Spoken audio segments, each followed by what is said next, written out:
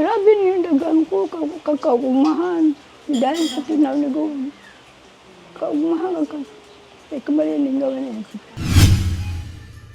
Hindi maitago ng centenarian na si Nanay Concepcion Valencia ang kanyang saya at tuwa sa natanggap niyang regalo mula sa provincial government ng Camarines Sur sa kanyang kaarawan. Isang espesyal na pagkilala ang pinagkaloob ng probinsya sa pamumuno ni Governor El Rey Duterte, nakakatungtong lang ng kanyang ika-107th birthday. Personal na hinatid ng pamahalaan ng panlalawigan ng Camarines Sur sa tahanan ni Lola Valencia sa Barangay San Francisco, Tigaon, Camarines Sur ang cash incentive na nagkakahalaga ng 100,000 bilang bahagi ng programa ng pamahalaan para sa mga centenarian sa lalawigan. Ayon sa provincial government, layunin ng programa na mabigyang pagkilala ang mahabang taon ng pamumuhay ng mga senior citizen at maipadama sa kanila ang pagpapahalaga ng pamahalaan. Ayon sa anak ni Lola Valencia, sa kabila ng edad nito, nananatiling umano itong masayahin at inspirasyon sa kanilang komunidad. Noong kabataan umano ni Lola Valencia ay masusustansya at preskong pagkain ng kanyang kinakain tulad ng gulay at prutas na sekreto sa kanyang mahabang buhay.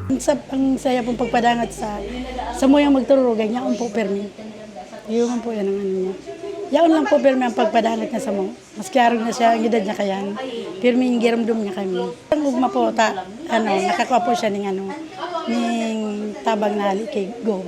Kay Governor El Rey Fuerte, di ako laon na pa, salamat ko sa iya po na taan niya si Mama kayan. Centenarian, dako lang tabang man po yan sa kay Mama, saka sa ni Mama, sa panangay po ni Mama.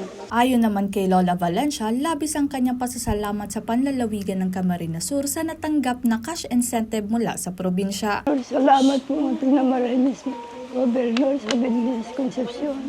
Salamat po mga rinit sa salamat sa inyo.